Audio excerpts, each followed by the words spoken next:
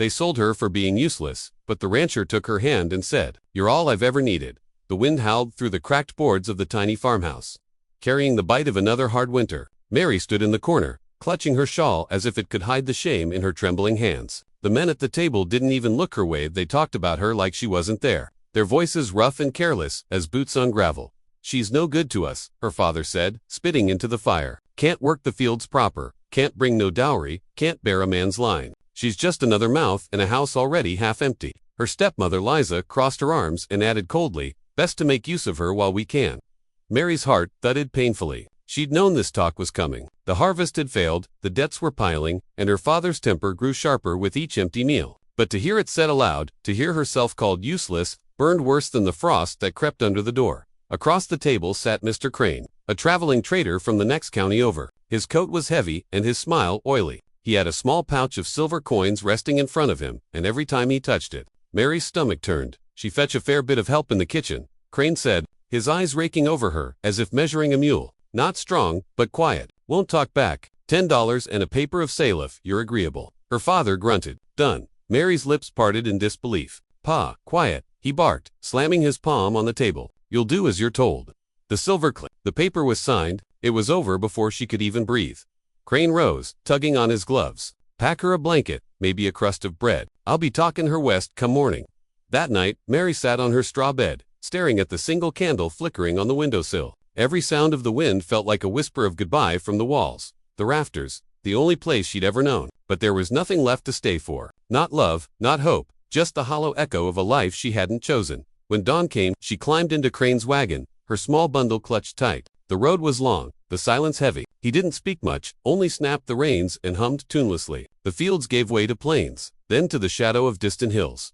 Hours later, the sky darkened. A snowstorm rolled in like a curtain of white fury. The wagon wheels groaned, the horses fought the wind, and Crane cursed under his breath. "Damn fool weather," he spat. "We'll stop at the next ridge." But the ridge never came. The storm swallowed the world whole. By dusk, the horses stumbled, and the wagon tipped against a drift. Crane jumped down, shouting and kicking at the snow. "We'll freeze here." Then he turned eyes sharp and mean. "You, get out, lighten the load."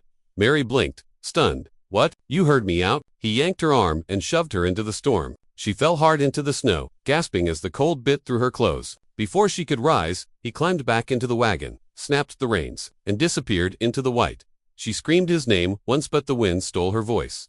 The snow deepened, swallowing her feet. She stumbled forward, blind and desperate, her tears freezing on her cheeks. The world was just white and silence, endless and cruel. She thought of her father's words. Maybe he was right. Maybe she was meant to vanish quietly, like smoke. Her legs gave out. She sank to her knees, the cold creeping higher, heavier. She whispered a prayer, though she wasn't sure who she was praying to. Then hooves. Faint at first, then louder. A dark shape emerged through the storm. A man on horseback, wrapped in a long coat, snow crusting his hat. He reined in his horse beside her and dismounted in one swift motion. Hey, easy now."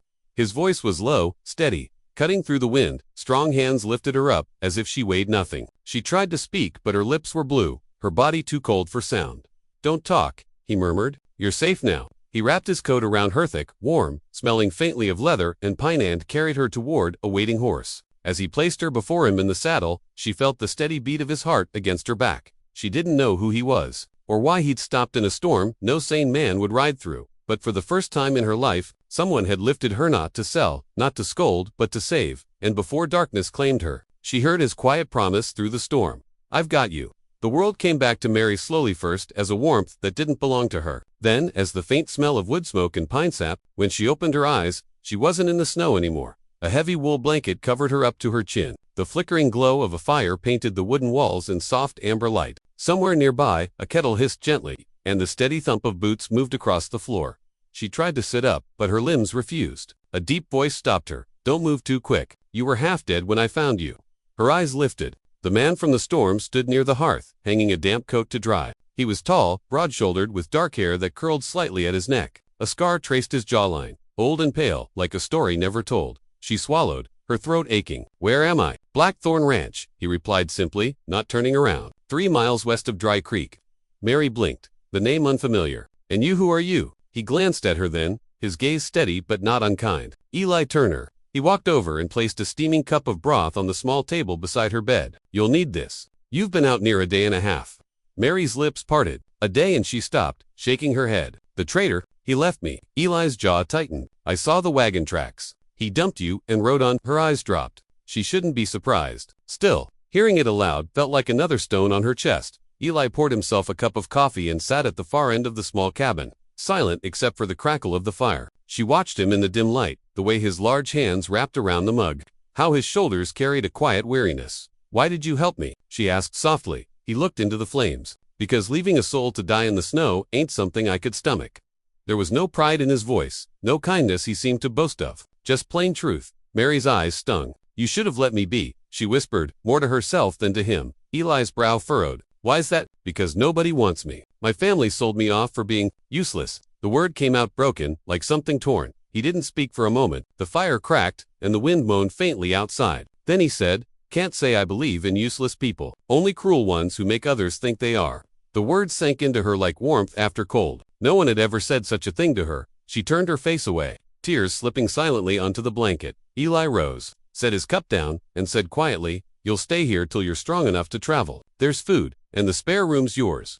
She looked up, startled. "You're not sending me off?" He met her gaze with calm certainty. "Not till you can stand on your own 2 feet."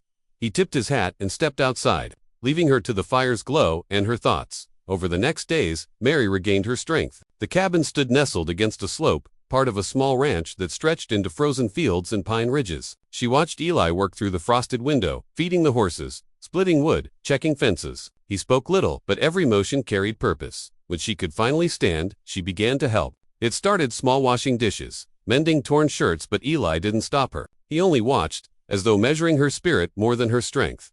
On the 5th morning, she stepped outside, the cold biting but bearable. Eli was repairing a gate near the barn. She hesitated, then called out, "I can help with that." He looked up, a faint spark of amusement in his eyes. "You know how to mend a hinge?" "No," she admitted, "but I can learn." He nodded once. "Then, come on." She spent the day beside him, handing tools, learning the rhythm of work and silence. When she stumbled, he didn't scold, just steadied her hand and said, "Try again." As the sun dipped low, painting the snow gold, she realized she hadn't thought of her family once that day. When they returned to the cabin, Eli poured her coffee, weak and sweetened with a touch of honey. "You did good out there," he said simply. Mary blinked, surprised at how much those 3 words warmed her. She smiled faintly. "Thank you." He nodded, his eyes soft in the firelight. "You keep that up, and soon enough, you'll start believing you were never useless to begin with." The words caught her breath. No one had ever spoken to her like that, not with pity, but with faith. As the fire crackled between them, something fragile and new began to take root in her faint but real, like a candle in a long, cold night. The days passed softly, like snow settling over the ranch. Mary grew stronger with each sunrise, her hands roughened by work and her cheeks touched by winter air. Eli rarely spoke more than he needed to, but his silence was never cruel. It was steady, protective, like the mountains that ringed Blackthorn Ranch. Each morning, she woke before dawn to help with chores. Eli didn't ask her to, yet she found herself wanting to. She fetched water, swept the porch, and fed the hens that clucked behind the barn. Sometimes she caught Eli watching her, not with judgment, but with something gentler, something that made her heart twist in confusion. One evening, after a long day of mending fences, she noticed him standing by the corral, staring toward the fading light. The wind tugged at his hat brim, and the horizon burned with streaks of red and violet. Mary hesitated, then approached quietly. "You've been working since sunrise. You should rest." He didn't look at her. "Rest don't come easy for me." She stopped beside him, folding her hands. "Why not?" He was quiet a long while. The only sound was the rustle of wind through brittle grass. Then he said, "This ranch, it was supposed to be for a family. My wife, Clara, and me. We built it together when we were young." Mary's breath caught. She hadn't known he'd been married. "She died," he said simply, "3 winters back. Childbirth." Her heart tightened. "I'm sorry." He nodded, eyes still on the sunset. "After that, I kept the place running, but it's just habit now. The land don't answer like it used to. Guess I stopped listening." Mary didn't know what to say. She wanted to reach out, to touch his arm, but something in his stillness kept her from it. Instead, she whispered, "You kept going." "That's something." He gave a small, tired smile. "Maybe, but some days, it feels like I'm just feeding ghosts." The sky darkened. A cold wind swept across the hills. Mary shivered, though she didn't move away. "I lost people too," she murmured. "Not to death, but it still feels the same, like they buried me before I was gone." Eli finally turned to look at her. His gaze was deep, searching, not pity, but recognition. "Then I reckon we're both learning how to start again," he said softly. They stood there a long moment, 2 lonely souls framed by the dying light. For the first time since she'd arrived, Mary didn't feel small or unwanted. She felt seen. Later that night, a storm rolled in. The wind howled across the roof, shaking the shutters. Mary rose from her small bed to check the fire. When she heard it, a muffled sound from Eli's room, a low groan. A word half formed. She hesitated, then pushed the door open. Eli was tossing in his sleep, sweat darkening his shirt despite the cold. "Clara," he murmured. "No, don't leave." Mary's chest tightened. She stepped closer and touched his shoulder gently. "Eli, it's all right. You're home." He jerked awake, breath ragged, eyes wild for a moment before he realized where he was. "Sorry," he muttered, running a hand over his face. "Didn't mean to wake you." Mary shook her head. "You were dreaming." "Yeah." He looked down, ashamed. "It happens more than I'd like." Without thinking, she said, "You don't have to apologize for remembering someone you loved."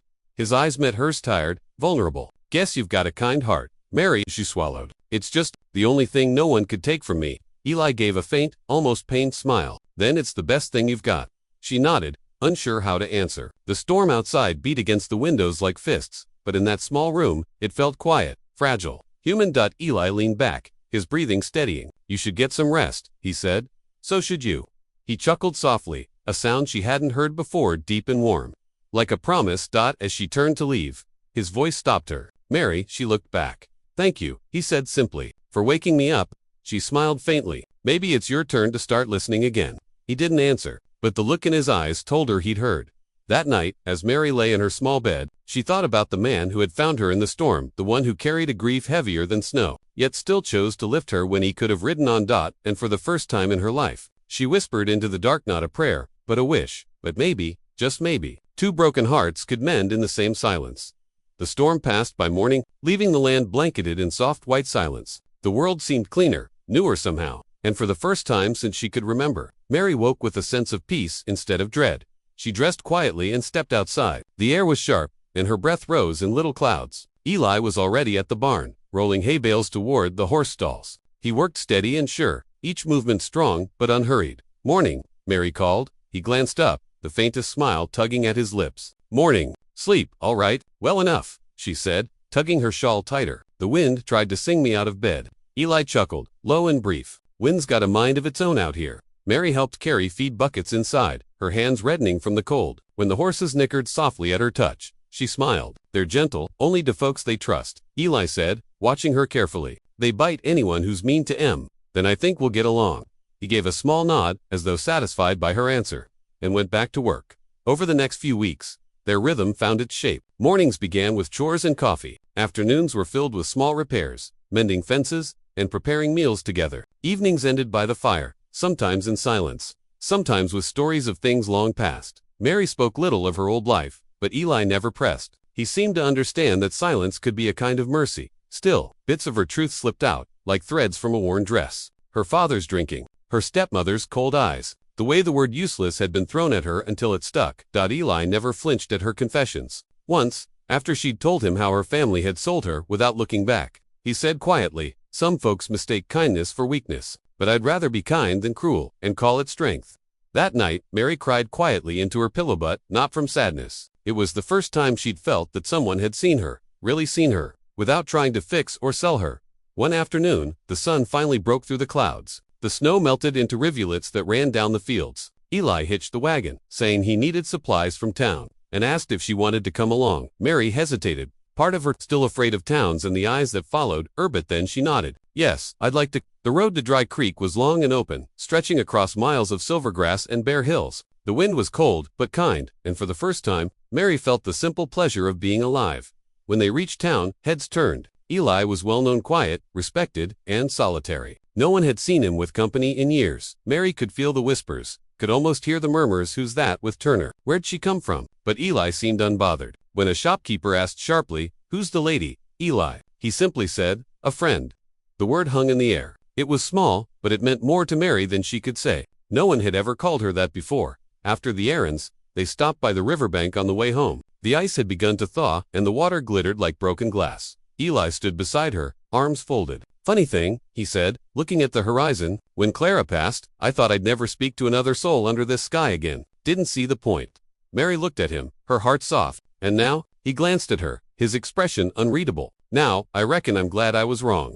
She smiled, shy and warm. "So am I." That evening, back at the ranch, she baked bread for the first time since leaving home. The smell filled the cabin, rich and comforting. When she set the loaf on the table, Eli raised an eyebrow. "Didn't know you could bake," he said. She shrugged. "Didn't know I could live here either, but I'm learnin'." Eli's chuckle was low and rough like gravel. "Guess we're both learnin'." They ate in comfortable quiet. Outside, the wind softened through the pines. Later, when Mary stepped out to watch the moonlight spill over the snow, Eli joined her on the porch. The silence between them wasn't empty anymore. It was full of something unspoken, but safe. For the first time, Mary didn't feel like a burden or a body for trade. She felt like part of something being built, something fragile, human, and whole. And when Eli glanced at her and said, "Feels more like home with you here," she didn't know whether to cry or smile, so she did both. Dry Creek was the kind of town where nothing stayed secret for long. By the time a week had passed since Eli brought Mary there for supplies, whispers had already spread like wildfire across the plains. "She's that girl from the lowlands sold by her own kin," someone muttered near the general store. "Heard Turner took her in. Reckon he's lonely. Or desperate," another voice laughed. The words carried far, as cruel things always did. Mary didn't know any of it, at least, not right away. Life on the ranch had fallen into a gentle rhythm. She'd learned how to mend harness straps, patch roofs, even milked the stubborn old cow named Daisy, who only responded to her voice. Eli let her work at her own pace, teaching her through action rather than words. One morning, he saddled the horses and said, "We'll ride into town again, need nails and flour." Mary hesitated, recalling the curious stares from last time. "Do I have to come?" Eli looked at her quietly. "You don't have to do nothing you don't want, but running from folks don't change their talk." She took a breath and nodded. "All right." The town was busier this time, wagons, children, laughter, and smoke from the blacksmith's forge curling into the cold blue sky. As they rode down Main Street, the chatter around them dimmed. People watched. Some smiled politely. Others whispered behind hands. Eli dismounted first and helped her down, his calloused hands steady beneath hers. The simple gesture drew more attention than he realized. They entered the store together. The shopkeeper's wife, Mrs. Hayworth, gave Mary a long assessing look before forcing a smile. "Well, if it isn't Mr. Turner. I haven't seen you in months. And, your new helper." Mary flushed. "Yes, ma'am. Just helping around the ranch." Mrs. Hayworth's smile didn't reach her eyes. "How charitable of you, Mr. Turner." Eli's tone was calm, but his jaw tightened. "Ain't charity. She works same as I do. Harder. Some days." The woman blinked, momentarily thrown off by his firmness. Mary lowered her gaze, pretending to study a row of flour sacks. When they finished and stepped back outside, the air felt heavier. Mary finally spoke, her voice small. "They think I don't belong here." Eli adjusted the reins, his eyes on the horizon. "Let 'em think what they want. They don't live our life, but they'll talk about you," she said quietly. "Say things that ain't fair." He turned to her, then, his expression steady. "Mary, I buried one woman I loved and lived 3 years token to no one. I ain't afraid of a few tongues waggin'. You've got nothin' to be ashamed of." Her throat tightened. "Even if they call me useless," Eli's voice softened. "You keep listening to that word, it'll eat your soul. You've worked hard, you've earned your place. Don't let anyone take that from you again." For a moment, she couldn't speak. His words sank deep, breaking something open inside hers, something heavy she hadn't realized she was still carrying. "Thank you," she whispered. Eli tipped his hat. "No need, just truth." On the way home, they stopped by the ridge where the land dipped into a valley of pines. The snow had melted into patches, and a small stream glittered in the sunlight. Eli dismounted, crouching to check a fence line. Mary followed, kneeling beside him. "Will you always stay here, Eli?" she asked softly. He looked across the valley. "I reckon I will. My roots are in this dirt. Everything I ever loved is buried here." She hesitated, and now, his gaze met hers, steady, warm, but unreadable. "Now I'm starting to think maybe there's still something left to love above it." Mary looked away, her cheeks burning. They rode home mostly in silence, though it was a comfortable kind. That night, while she mended a torn sleeve by the fire, Eli paused by the door before turning in. "Mary," she looked up. "Yes, you've got a good way of bringing light into dark places. You ever notice that?" Her heart fluttered, unsure if it was the fire or his words warming her so deeply. "No one's ever said that before." "Well," he said, tugging the brim of his hat with a faint smile, "then no one's been looking close enough."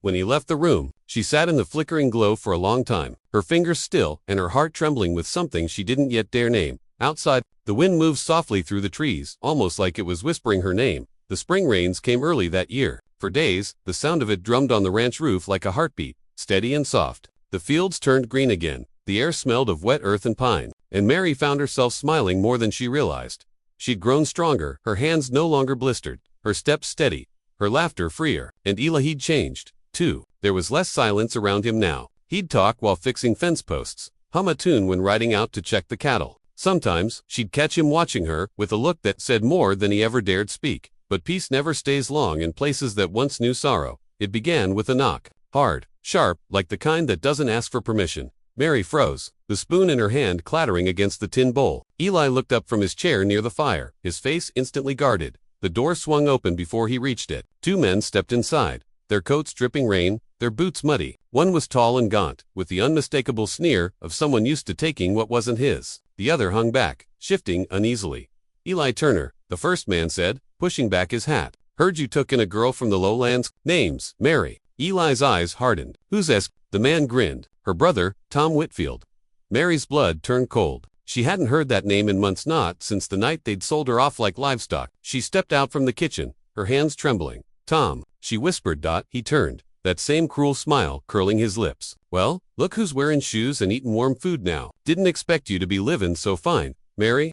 Eli moved closer, his stance protective. You got no reason to be here, Mr. Tom ignored him. You owe me, little sister. You ran off without paying your debt.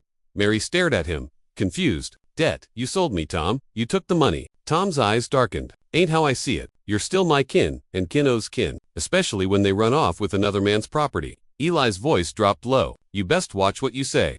Tom smirked. Relax, rancher. I ain't looking for a fight. Just think, maybe she can come back with us help, work off what she owes. That's all. Mary shook her head, her voice breaking. No, I'm not going anywhere with you. Tom took a step toward her, and before she could move, Eli stepped between them. You heard her, he said quietly. For a moment, no one breathed. The only sound was rain on the roof and the crackle of the fire. Tom's smirk faded into a snarl. You think you can keep her? You got no right. Eli's hand hovered near the revolver at his hip, but his voice stayed calm. You got 5 seconds to walk out of this house. Don't make me count, for you.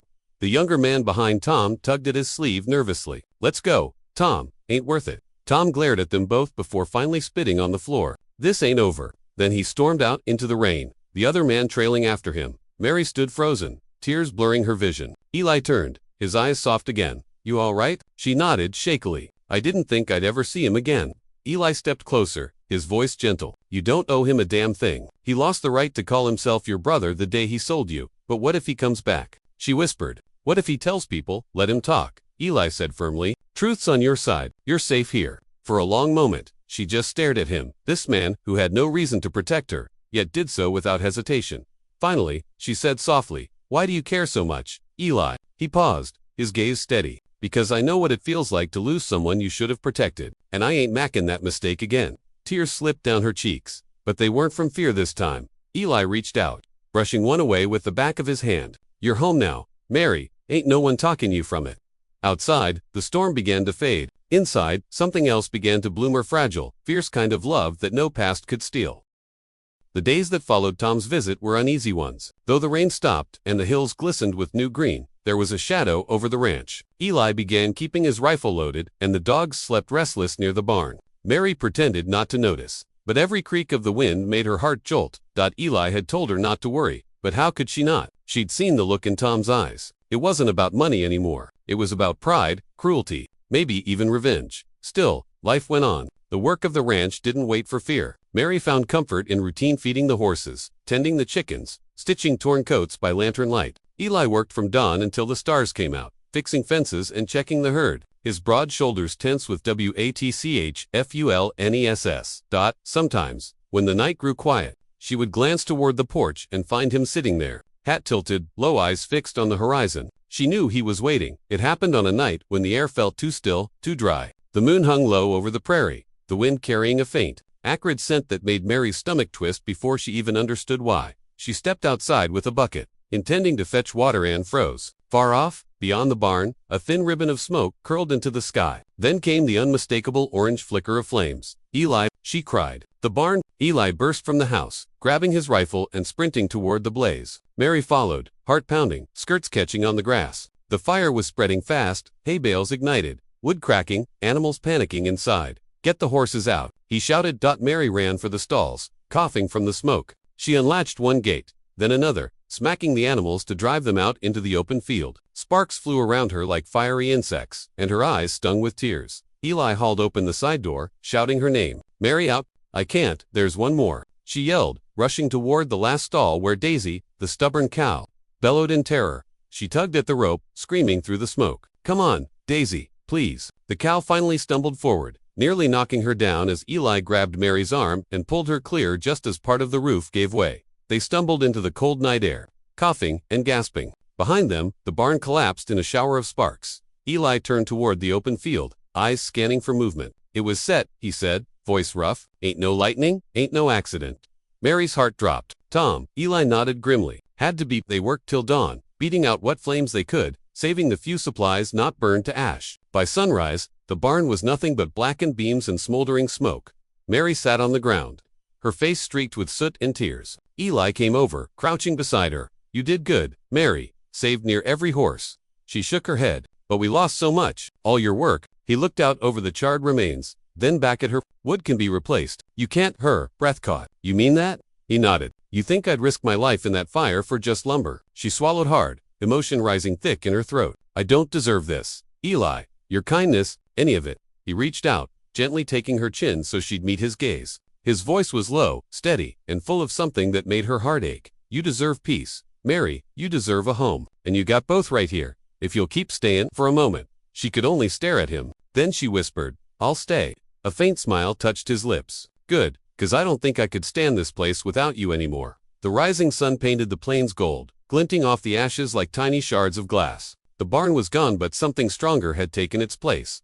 Between them, in the quiet morning light, there was a bond that no flame could burn away. The morning after the fire, the air smelled of smoke and sorrow. Eli stood by what was left of the barn, his hat in his hand, jaw tight with quiet fury. The land was blackened, the fences scorched, but his eyes were on the horizon, as if he already knew who had done this. Mary brought him a cup of coffee, her hands still trembling. "You think he'll come back?" she asked softly.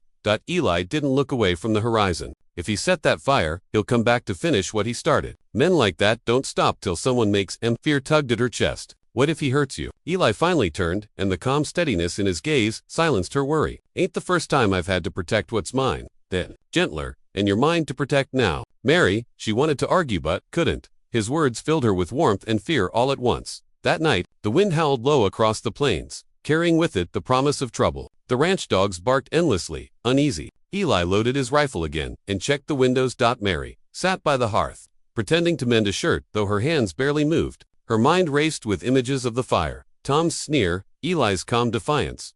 Finally, she stood. "Eli, what if we just left? Sold the ranch, went somewhere no one knows us?" He looked up, brow furrowed. "You think runnin' fixes what's wrong? I've been runnin' half my life from loss, from guilt, from ghosts. Not anymore." She swallowed hard. "Then I'll stay with you. Whatever happens." He gave a slow nod. "That's all I needed to hear." The attack came just before dawn. The first sound was the crack of a rifle outside, the dogs barking, the shattering of glass. Eli pushed Mary to the floor and grabbed his gun. "Stay down, Eli, stay." He barked, then slipped out the back door into the gray light of morning.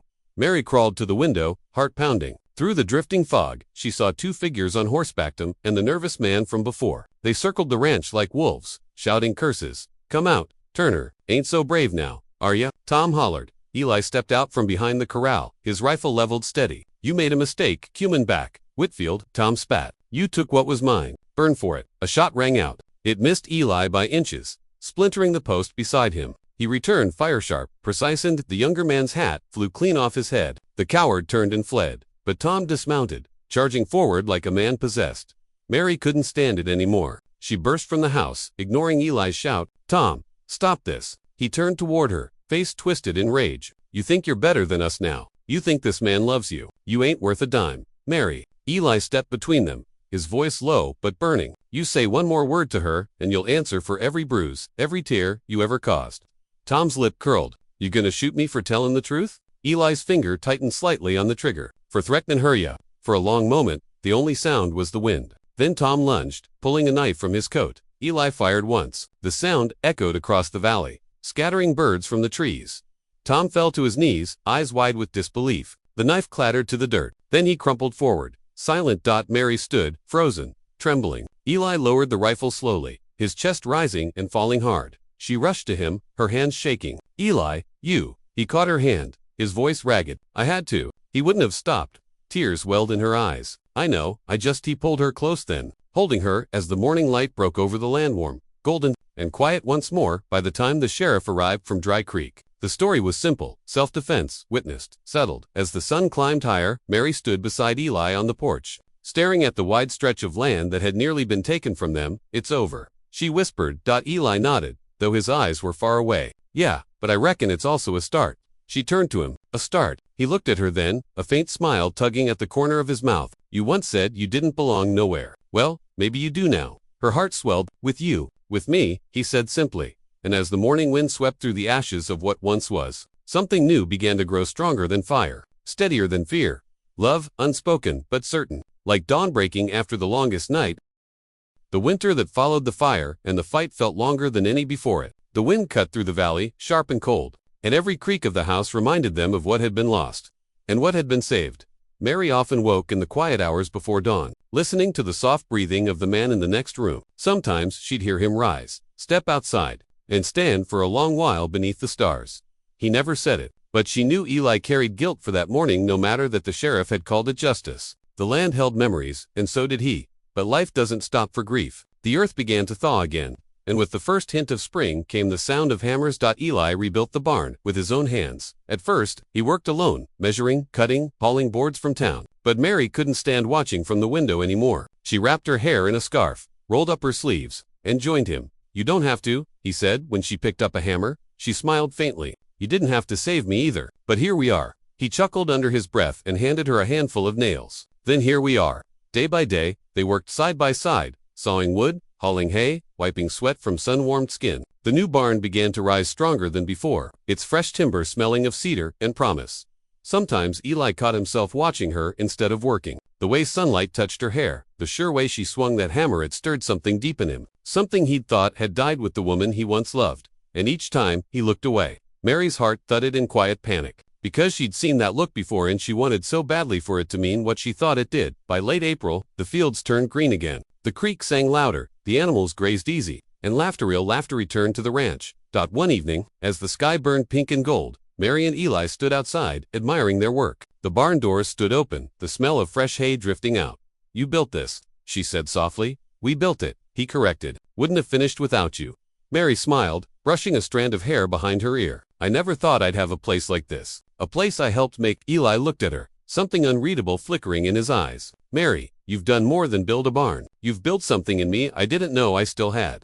She blinked, unsure what to say. What's that? Hope, he said simply. Her breath caught. For a moment, she couldn't look at him. She stared at the horizon instead, where the sun slipped behind the hills, painting the land in firelight. Eli, she whispered, do you ever think about what comes next? He turned toward her. Next? She nodded, her hands twisting together. I mean, the ranch is fixed. The land's good again. I just wonder what becomes of me now. Eli's brow furrowed. You think you ain't part of this? I don't know what I am, she admitted. You took me in, out of kindness. Maybe that's all it ever was. He took a slow step closer, his voice steady but low. Mary, I don't do nothin' out of pity. You're here 'cause I want you here. Her eyes lifted to his. Why? He hesitated a long moment, the evening wind ruffling his hair. Then he said quietly, because somewhere along the way, I stopped seeing this ranch as mine and started seeing it as ours. Tears welled in her eyes, soft and shining. Eli, he smiled faintly. You've given me something I thought I'd lost forever, reason to stay, to build, to wake up every damn day, wantin' to try again. The words settled between them, as gentle as the twilight. She stepped closer, so close she could feel the warmth of him, the roughness of his hands as they brushed hers. I don't want to ever leave, she whispered. Then don't, he murmured, and as the last light of day faded from the sky, Eli reached out slow unsure and she leaned into him, their foreheads touching, the air between them alive with everything unspoken, no promises yet, no vows, just the quiet, certain beginning of something that felt like forever. By summer, Turner Ranch was alive again. The new barn stood tall and proud against the wide blue sky. The fences stretched strong and straight, and steady laughter had returned to its rooms. Mary had found her rhythm there. She rose before sunrise, cooked breakfast while the first light spilled across the kitchen, and met Eli at the fence line with coffee and a quiet smile. Life wasn't easy, but it was theirs.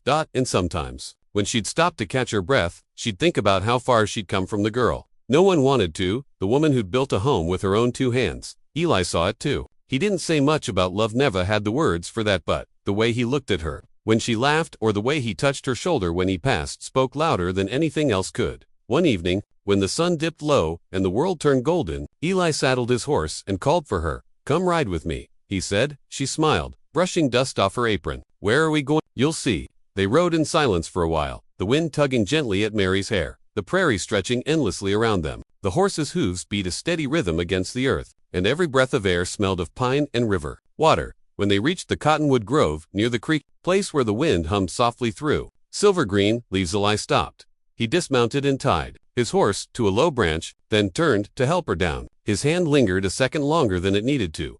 "This spot," he said quietly, looking out over the slow glinting water, "was where my PA taught me to ride, where I first kissed my wife, before I lost her." Mary lowered her eyes, heart tightening. "You don't have to," he shook his head. "No, you ought to hear it." He took a breath, eyes far away. "After she passed, I buried more than her. I buried my wanton for anything good. Told myself I was meant to finish out my days alone. Figured I was just done with love." Then he turned to her, his voice softer. "And then you came along." Mary's breath caught. "Eli, I don't know how it happened," he continued, stepping closer. "Maybe it was the way you kept fighting when the world gave up on you. Maybe it was the way you looked at this place like it was worth something again. Or maybe," his voice faltered, "maybe it's 'cause you made me believe I was still worth something too." She felt her eyes sting, tears blurring the sunlight. "You were always worth something, Eli. You just forgot." He smiled, small and genuine. "Then I reckon you reminded me." For a moment, neither spoke. The wind rustled the cottonwood leaves like a quiet song. Finally, Eli reached into his pocket and pulled out a small, carved wooden token, a simple band he'd whittled from a piece of cedar. "It ain't fancy," he said, his voice rough with nerves, "but I figured maybe you'd wear it, if you want to." Mary stared at it, hands trembling, as he placed it gently in her palm. The scent of cedar clung to it, warm, real, alive. She looked up at him, her lips parting in a shaky smile. "Are you askin' me what I think you're askin'?" He nodded slowly. "Yeah, I am. I ain't promisin' riches or ease. Just long days, honest work, and someone who won't ever sell you short again." Tears spilled down her cheeks, but she was smiling now. "Eli Turner, that's all I ever wanted." He reached for her hand, sliding the wooden ring onto her finger. It fit perfectly, as though it had been waiting there all along. Then, beneath the cottonwoods, with sunlight dancing on the creek and wind whispering through the leaves, Eli leaned forward and kissed her softly, reverently, like a man who'd found his way home after years of wandering. When they rode back to the ranch, the world seemed different, brighter, lighter. The dogs ran out to meet them. The air smelled of hay and wildflowers. And somewhere in the distance, thunder rumbled, not in warning this time, but in blessing. As they dismounted, Eli looked over at her, that quiet smile still in his eyes. "Guess we've both come a long way from what folks called us." Mary nodded, her voice steady and full of peace. "They called me useless," she said softly, "but you taught me otherwise." He reached for her hand, rough fingers curling gently around hers. "And you taught me how to live again." The sun slipped low behind the hills, painting the sky in gold and rose. Together, they stood on the porch of the home they'd rebuilt from ashes, hearts full of what no one could ever take away, love born of pain, healed by grace, and rooted deep as the cottonwoods by the creek.